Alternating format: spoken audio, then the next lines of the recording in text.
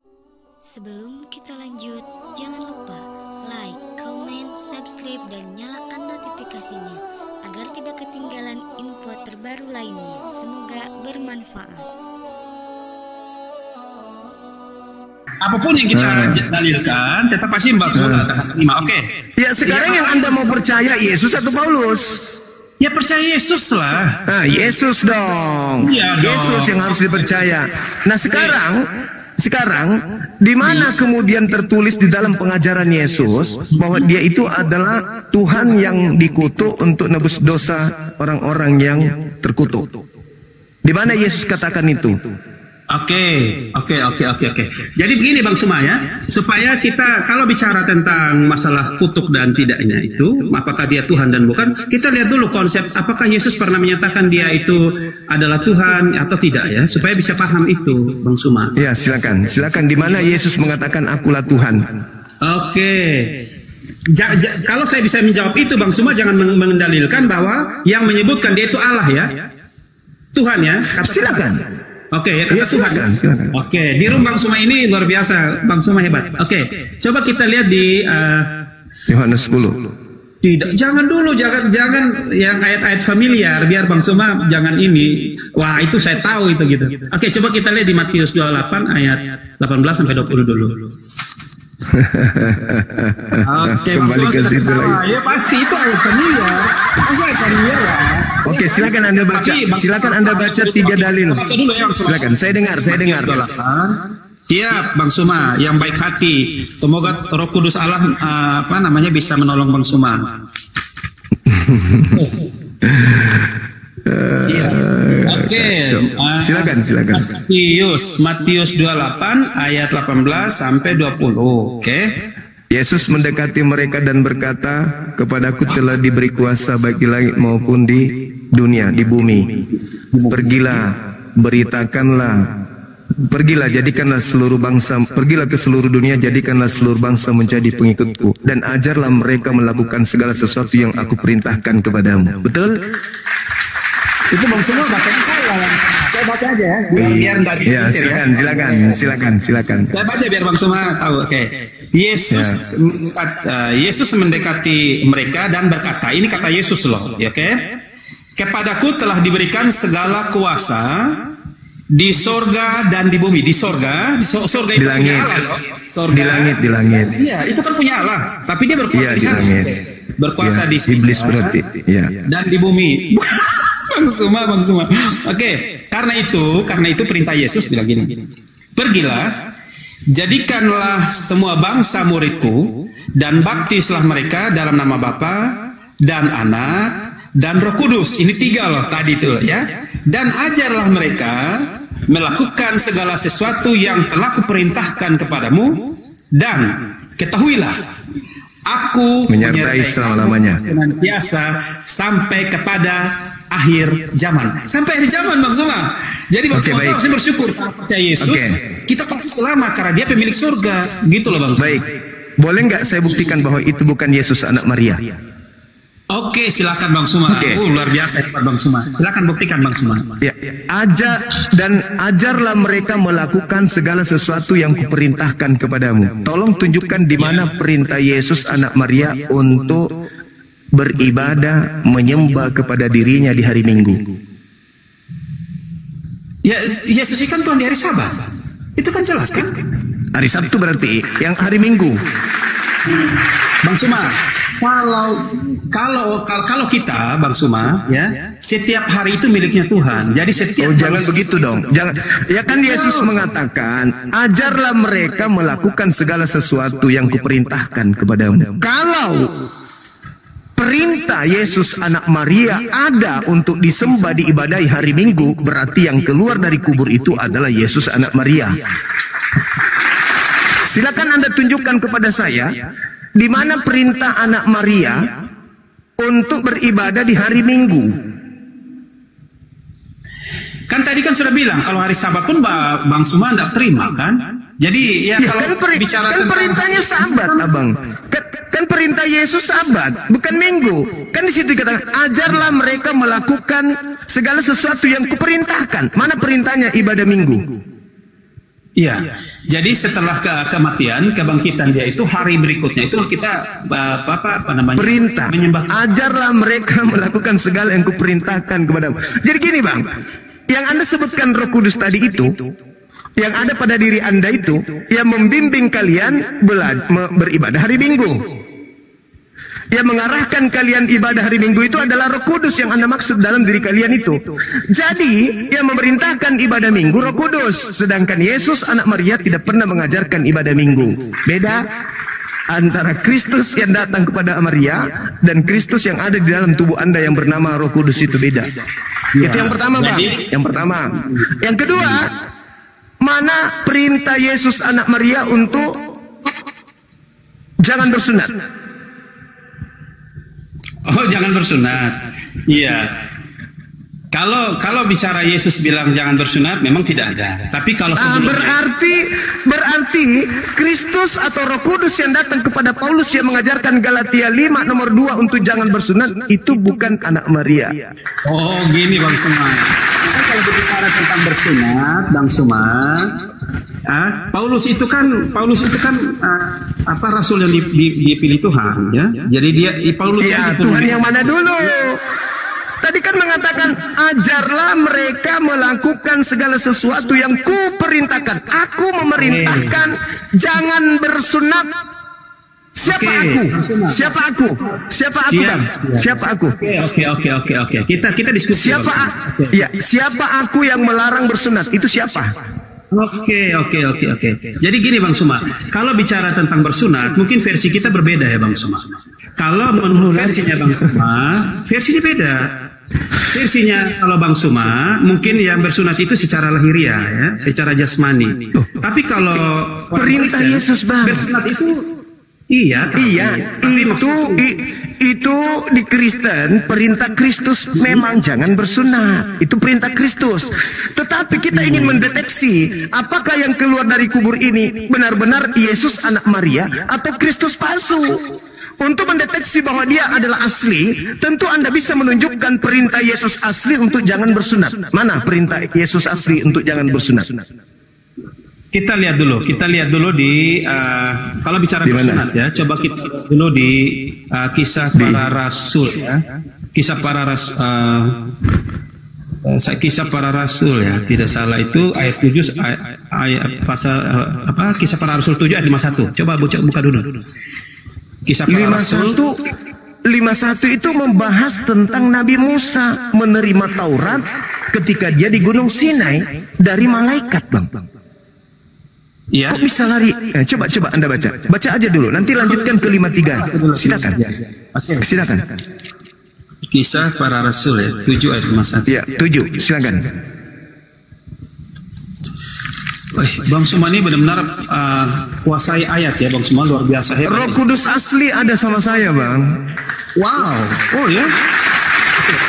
Di sini di ayat itu disampaikan juga bahwa kita harus hati-hati apakah bisa menguji roh itu benar dari Allah atau bukan. Betul. Dari Allah.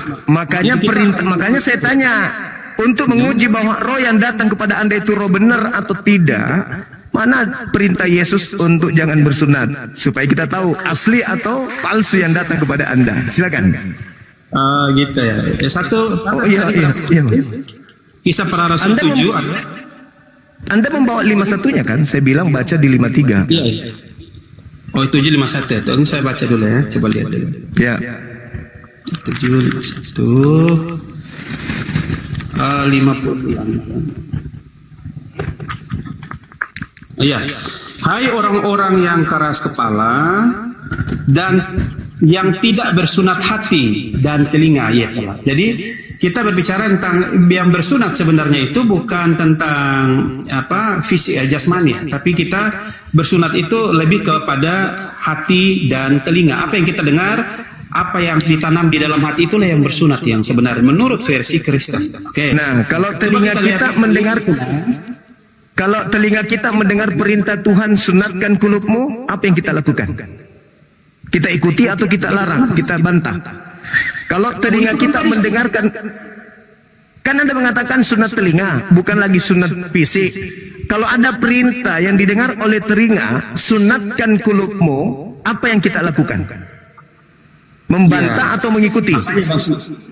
Saya jelaskan, karena diskusi saya jelaskan. Jadi kenapa sampai kita itu harus ada Roh Kudus? Karena di situ Roh Kudus yang akan filter apakah ini benar dari Allah atau bukan dari Allah.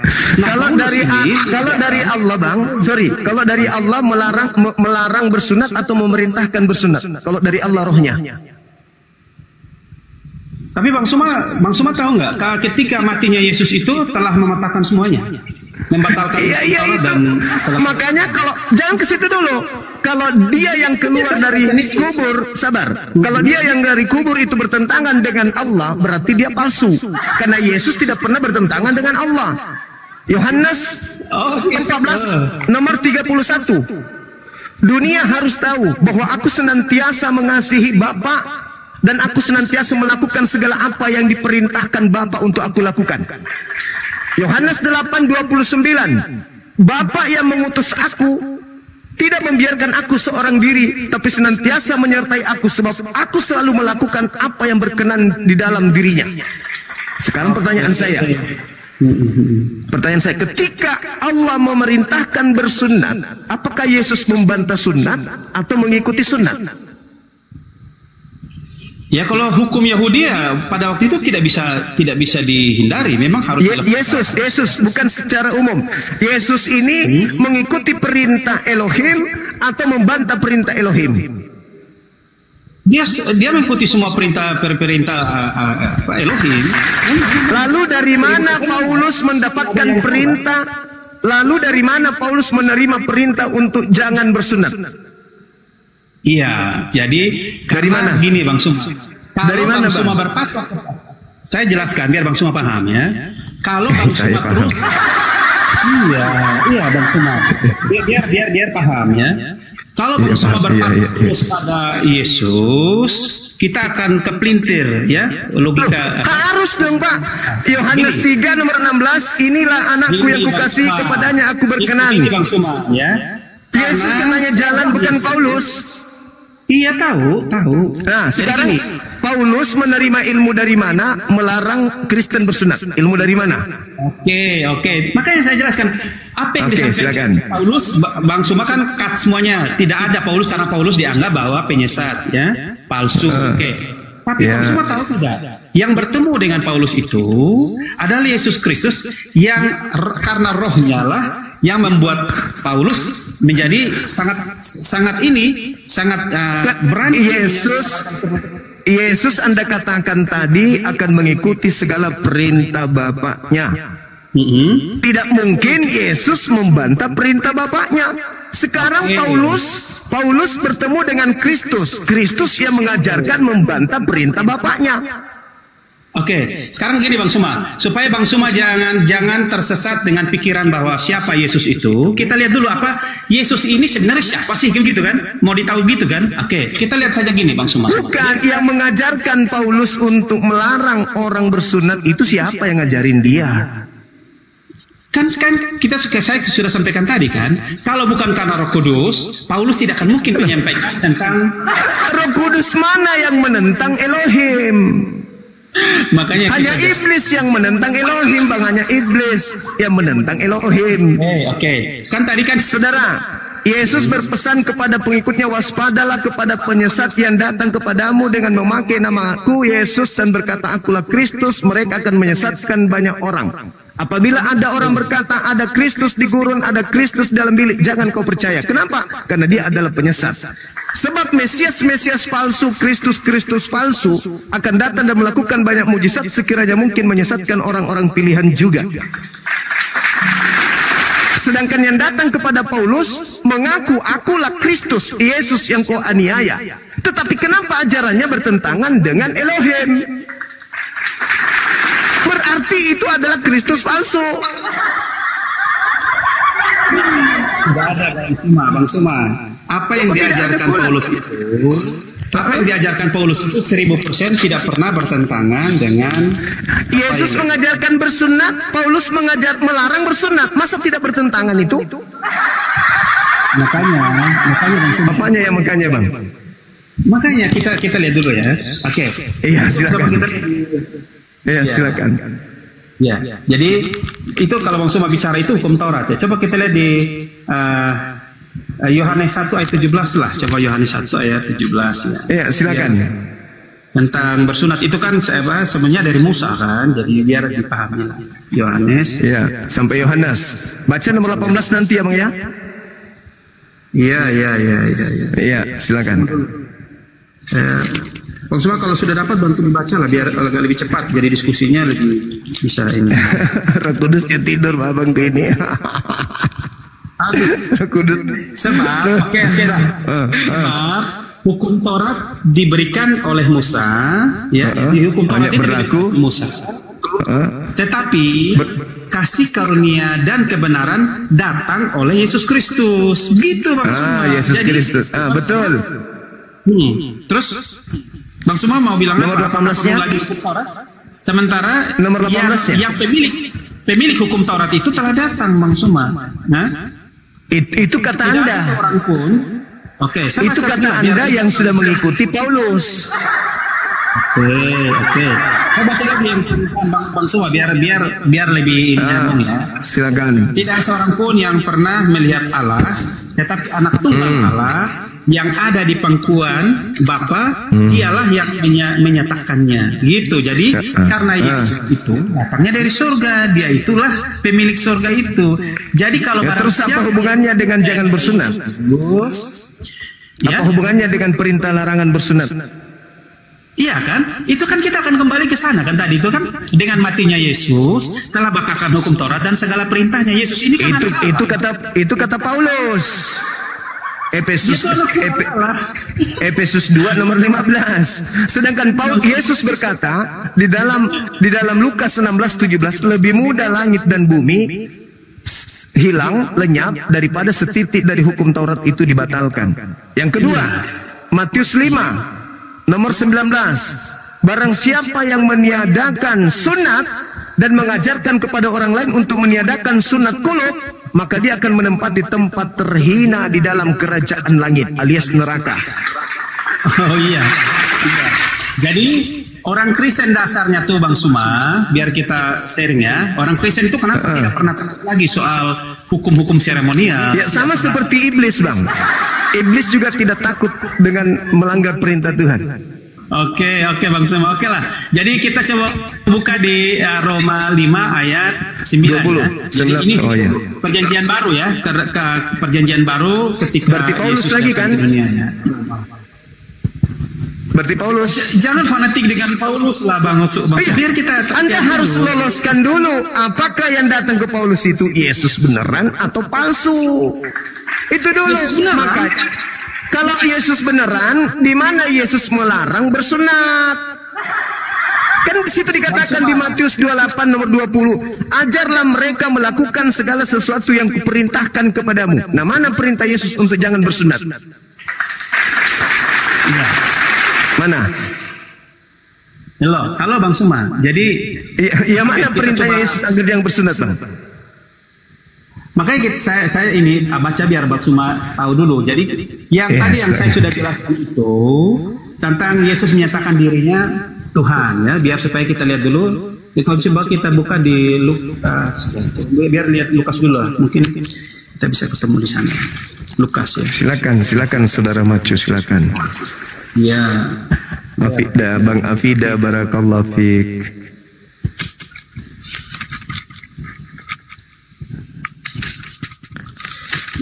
Lukas.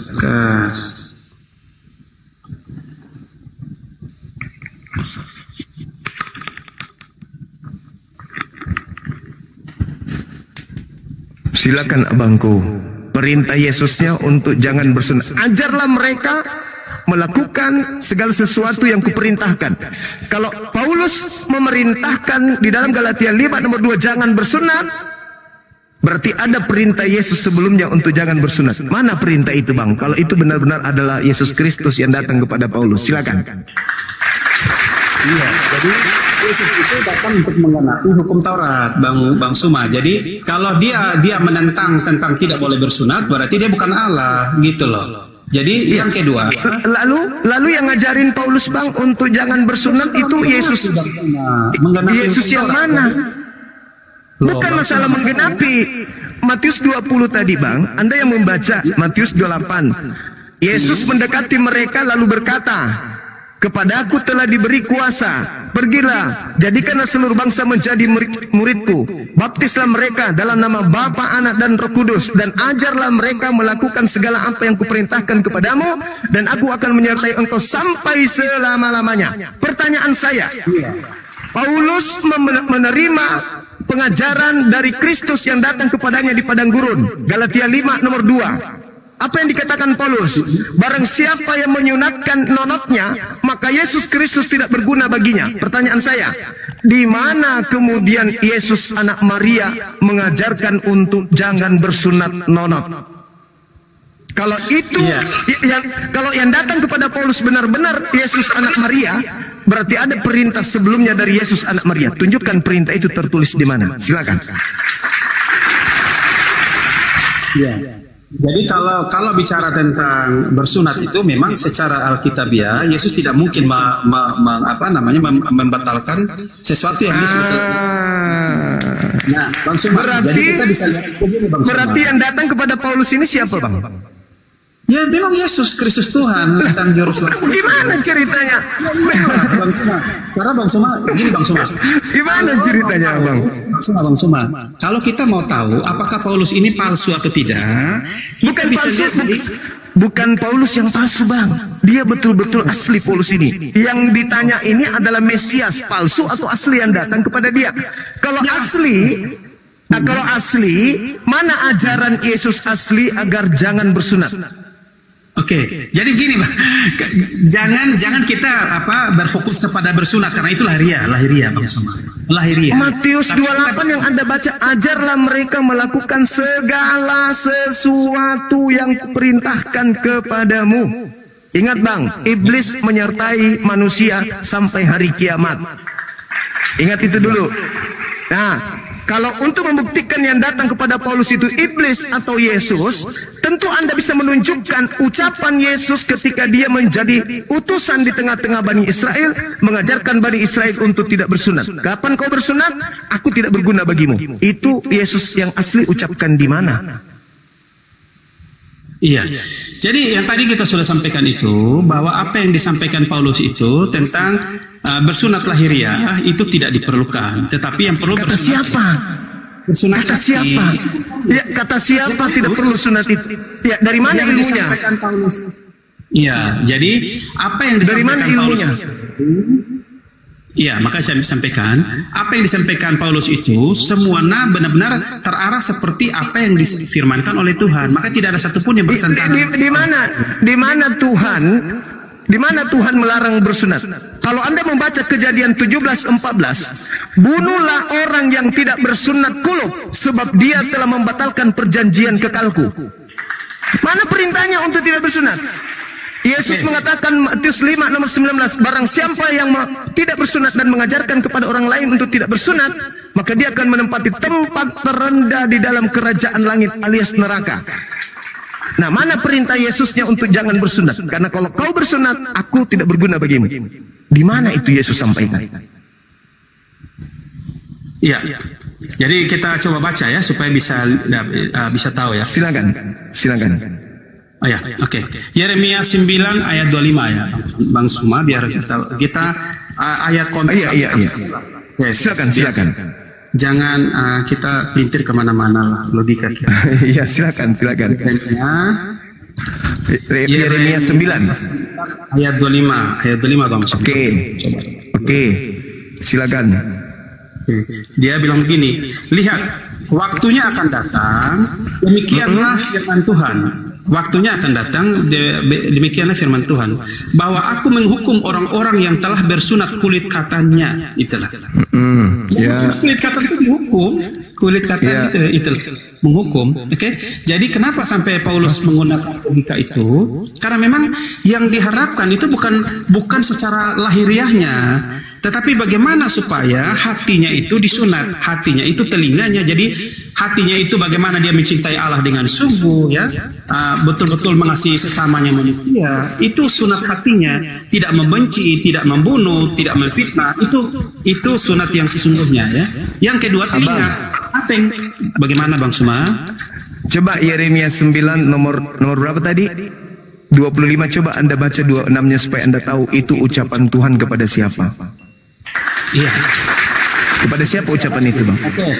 Silakan Anda baca. 26, oke, 9 ayat 26. Orang Mesir, orang Yehuda, Bani Edom, dan orang Moab, dan semua orang yang berpotong tepi rambutnya, berkeliling orang-orang yang diam di padang gurun, sebab segala bangsa tidak bersunat dan segenap kaum Israel tidak bersunat hatinya. Bersunat hatinya. Itu yang dimaksud. Mereka yang dimaksud, Bang. Mereka yang dimaksud orang-orang Yehuda, orang-orang Moab, bukan seluruh bangsa, bukan yang datang kepada Bani Israel, yang datang diajarkan oleh Yesus. Ini tidak ada tentang pembatalan sunat, Pak.